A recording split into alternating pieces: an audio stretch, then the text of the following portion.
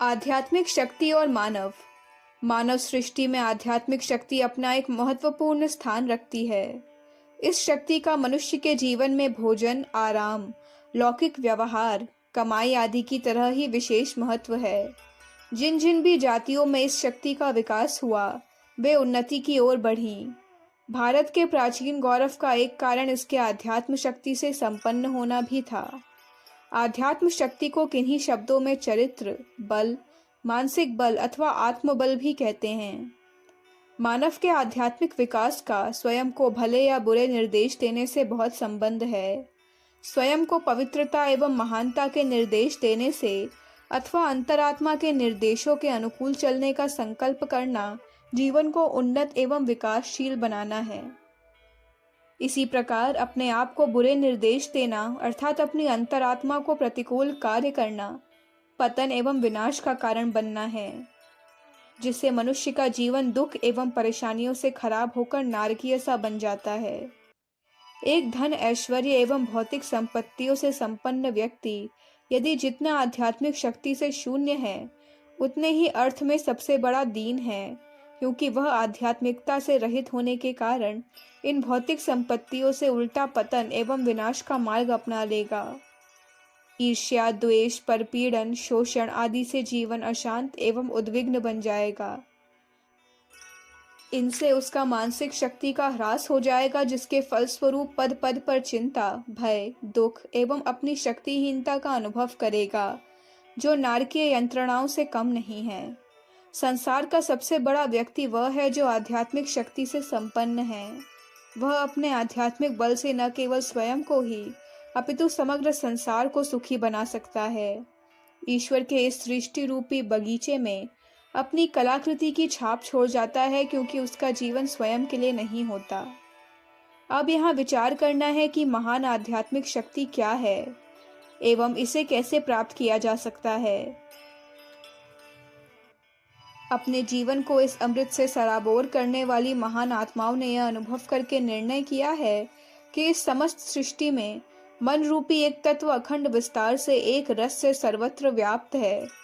मानव मन उसकी एक इकाई है, किंतु जब आध्यात्मिक शक्ति से शून्य मानव अपनी देह बुद्धि से इस तत्व का अनुभव करता है, तो केवल पंच तत्वों का क्षण भंगुर यह पुतला नजर आता है, क्योंकि अपने शुद्र ज्ञान के कारण उसका पसरा केवल देह तक ही मालूम पड़ता है। इसी कारण मानव देह या इससे संबंधित भौतिक वस्तुओं की क्षति को ही वह अपनी क्षति समझता है।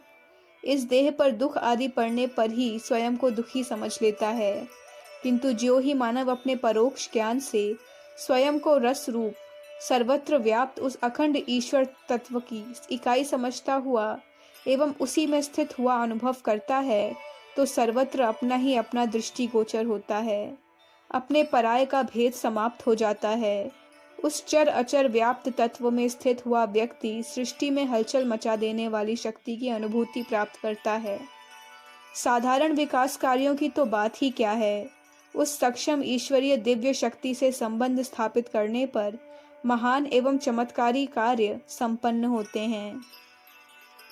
प्रकृति भी वही अपनी मर्यादाओं का व्यतिरेक कर विपरीत फल देती है। महापुरुष इस दृश्य जगत में उस ईश्वरीय तत्व की स्थिति ठीक उसी तरह अनुभव करते आए हैं, जैसे माला के भीतर सूत्र।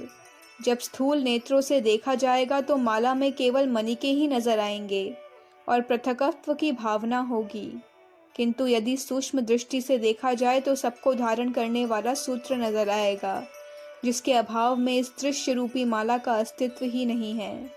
हमारे महापुरुष ऋषि महर्षि आदि इसी तत्व में स्थित होकर आत्मीयता के एक सूत्र में बंधे हुए वसुधैव कुटुंबकम का मधुर संगीत सुनाते रहे हैं। वेदों, उपनिषदों, स्मृतियों व अन्य ऋषि प्रणीत ग्रंथों में यह मधुर गान भरा पड़ा है, जिससे मानव आत्म विभोर हो जाता है।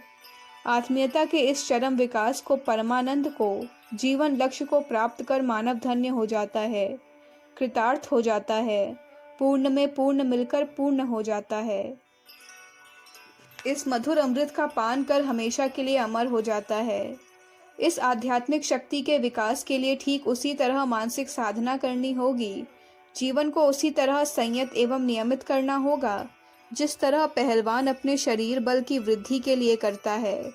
जबकि स्वास्थ्य जैसी भौतिक एवं तुच्छ शक्ति के लिए इस प्रकार के अनेक अभ्यास, साधन आदि की आवश्यकता होती है, तो उस महान एवं सूक्ष्म आध्यात्मिक शक्ति से संपन्न होने के लिए प्रचुर मात्रा में अभ्यास एवं साधना आदि करनी ही होगी। साधना पथ पर अग्रसर होने के लिए सर्वप्रथम ब्राह्म मुहूर्त के महत्व को समझना आवश्यक है। उस समय का शांत एवं प्राकृतिक वातावरण आध्यात्मिक चिंतन के लिए बहुत ही अनुकूल है। प्रत्येक आध्यात्मिक जिज्ञासु को सूर्योदय से 2 घंटे पूर्व उठना आवश्यक है। महान पुरुषों के जीवन चरित्रों को देखा जाए तो ज्ञात होगा कि उनकी दिनचर्या सूर्योदय के 2-3 घंटे पूर्व से आरंभ होती है। अध्यात्म शक्ति संपादन के पवित्र लक्ष्य की ओर बढ़ने में दृढ़ संकल्प और अभ्यास ठीक उसी तरह के आधार हैं जैसे मानव देह में अस्थि पंजर। सर्वप्रथम अपने पवित्र लक्ष्य की ओर बढ़ने के लिए दृढ़ संकल्प और फिर उसके अनुसार अभ्यास करना प्रत्येक आध्यात्म पिपासु के लिए आवश्यक है।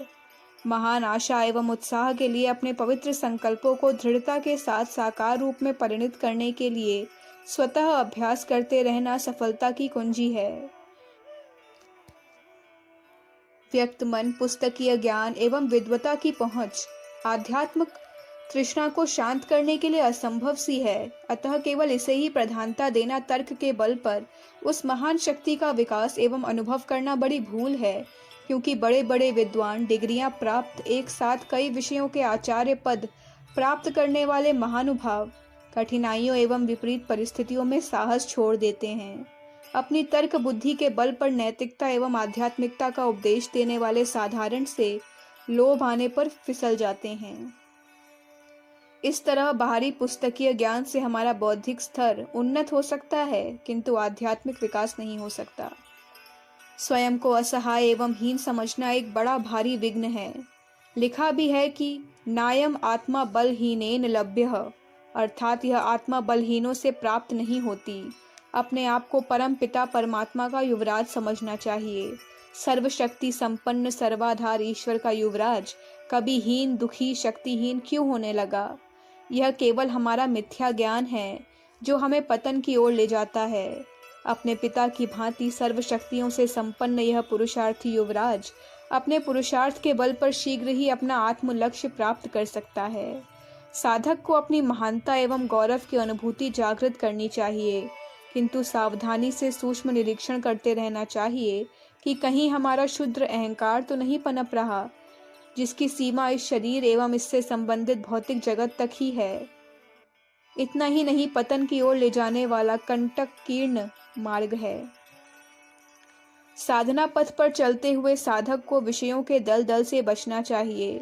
इस बड़े भारी विघ्न के कारण साधक की समग्र शक्तियों का क्षय होने लगता है और पतन की ओर गिरने लगता है। अपने पवित्र लक्ष्य की ओर प्रगति करने के लिए ब्रह्मचर्य का पालन भी महत्वपूर्ण एवं आवश्यक है। इसके साथ साथ स्वयं को पवित्र एवं परमार्थ कार्यों में लगाए रखना चाहिए। इससे चित्त भी विषयों की ओर नहीं दौड़ता और मानव जीवन का सदुपयोग भी होता है।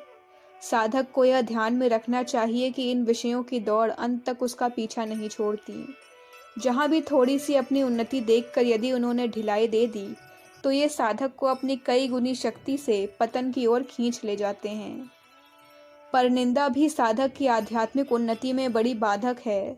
दूसरों की निंदा करने में न केवल आध्यात्मिक पतन ही होता है, वरन लौकिक व्यवहार में भी ईर्ष्या, द्वेष आदि का द्वार खुलता है, जो मानव जीवन को विषतुल्य बना देते हैं।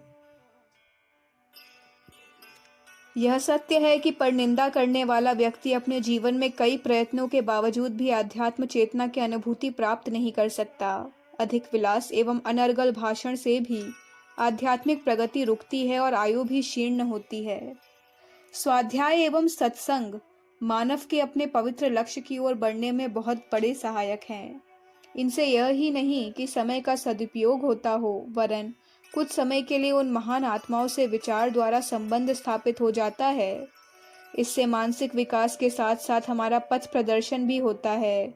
इन उपरोक्त नियमों को ध्यान में रखते हुए प्रत्येक व्यक्ति को अपना सुव्यवस्थित जीवन बना लेना चाहिए। फिर उसके अनुसार आध्यात्म शक्ति से संपन्न बनने के लिए सत प्रयत्न करना चाहिए। अमूल्य सुर दुर्लभ मानव जीवन का सदुपयोग अपने इस पवित्र लक्ष्य की ओर बढ़ने में ही है। यदि आज का मानव अपने को भौतिकता, भोग विलास, हिंसा, शोषण, परपीड़न, बेईमानी के बहाव से बचकर आध्यात्म शक्ति को अपनावे तो निश्चय ही विकास और प्रगति का सुंदर पथ निर्माण हो जावे। स्वयं को, एक मानव समाज को इस आध्यात्मिक चेतना की ओर मोड़ना प्रत्येक मानव सृष्टि के सदस्य का आवश्यक कर्तव्य है।